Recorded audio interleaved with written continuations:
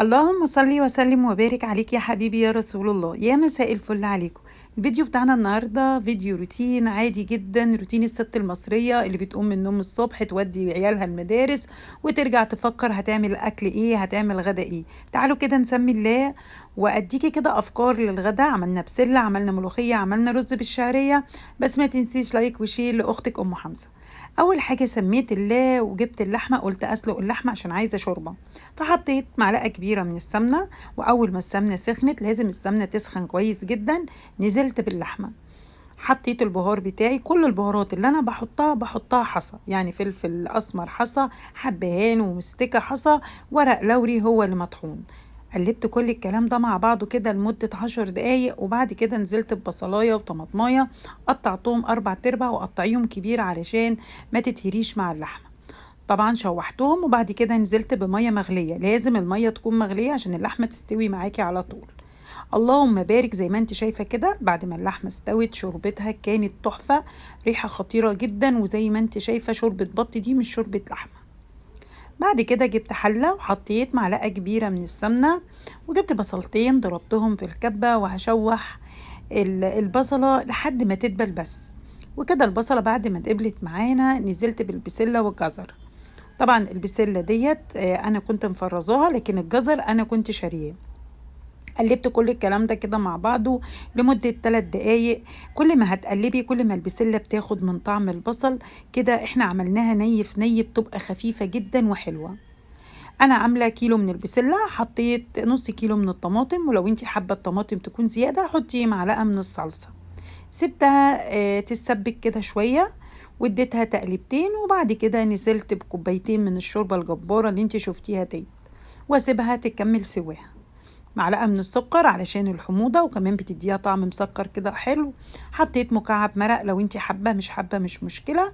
وظبطت الملح وسبتها تستوي على النار، وحطيت معلقة كبيرة من السمنة ومعلقة كبيرة من الزيت. الزيت بيخلي الرز مفلفل، وكمان بيديله لمعة حلوة قوي. نزلت بالشعرية وبشوح الشعرية لحد ما تاخد لون ذهبي، وهنا كنت حاطة شوربة عشان تغلي علشان اعمل الملوخية. اول ما اخدت اللون الذهبي نزلت بالرز. 3 كوبايات رز عليهم 3 كوبايات ميه، يعني الميه قد الرز. الناس اللي بتشتكي ان الرز بيطلع منها معجن، عايري الرز قده ميه، وقلبي الرز قبل ما تحطي العقد بتاع الميه، يطلع معاكي مفلفل وتحفه. حطيت ملح، فلفل اسمر. فلفل اسمر بيدي الرز نكهه حلوه جدا جدا. وبقلب لمده 3 4 دقائق 5 دقائق كده تقلبي، وبعد كده نزلت بالعقد بتاع الميه. انا حطيت شوربه وحطيت ميه، استخسرت الشوربه الجميله اللي انت شفتيها في اول الفيديو.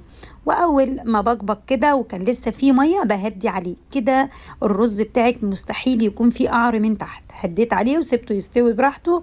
وكانت الشوربه هنا غليت بتاعه الملوخيه. حطيت مكعب مرق، وحطيت معلقه من الكزبره، وطبعا مظبطه الملح. الطاسه حطيت معلقه كبيره من السمنه، واول ما سخنت نزلت بمعلقه من الثوم. اول ما الشوربه غليت نزلت بالملوخيه الجباره ديت. الملوخيه دي انا ضربها في الكبه، جميله جدا جدا، وما بتاخدش وقت ولا تخريط ولا وجع دماغ.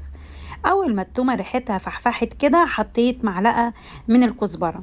قلبت كل الكلام ده مع بعضه، واول ما تاخد لون اصفر حلو كده ما تغمقيش التقليه علشان الملوخيه ما تكونش معاكي مره. معلقه من السكر. السكر بيخلي الملوخيه مسكره وجميله جدا. واول ما تقلب قلبه، الملوخيه ما بتغليش، تقلب قلبه بس كده تنزلي بالتقليه. خطيره. شمي بقى الريحه، كانت قلبة الدنيا كلها. شايفين لونها تحفه، خطيره جدا. لحد ما الرز يستوي معانا دخلت على المواعين، غسلت المواعين بتاعتي كلها اللي هي مطرح الطبيخ اللي انا طبخته. اهم حاجة اللي انت بعد ما تخلصي طبيخك تمسكي مطبخك قبل الغدا تخليه فله، علشان ما يكونش مواعين الطبيخ على مواعين الغدا على مواعين الفطار. كده المطبخ هيبقى تقيل عليكي. لكن طول ما انت واقفة في المطبخ وبتغسلي حاجتك اول باول، مواعين الفطار غسلتيها، مواعين اللي انت استعملتيها وانت بتطبخي غسلتيها، كده مطبخك يبقى نظيفة على طول. وطبعا طول ما احنا واقفين بنستغفر ربنا وبنصلي على رسول الله عليه الصلاة والسلام، وندعي ربنا لعيالنا، ربنا يستر طريقهم وربنا يوفقهم ويبعد عنا الناس اللي مش كويسة. في دعاء حلو جدا جدا لو تقوليه على طول ربنا بيبين لك حقيقة الناس اللي حواليكي. اللهم أرنا الحق حقا وارزقنا اتباعه، وأرنا الباطل باطل وارزقنا اجتنابه. ده السحر، مجرد ما بتقوليه كل الناس اللي حواليكي بتبان حقيقتها، الناس الأصيلة بتبان والناس الوحشة ربنا يبعدهم عنك. وكده بعد ما نضفت حوضي، اخر تركة بعملها في الخضار بتاعي عامة قبل ما بطفي عليه، بحط معلقة صغيرة جدا من الثوم وبعد كده بطفي عليه. والملوخية بتاعتنا الخطيرة زي ما انت شايفة هي خلصت. والرز خلاص خلص استوى. انا بحب احط كيس كده بيسوي الرز على طول. شايفين؟ اللهم بارك، تحفة. شايفين؟ مفلفل جميل جدا. وكده الفيديو خلص. ما تنسوش بقى لايك وشير وسبسكرايب وتفعلوا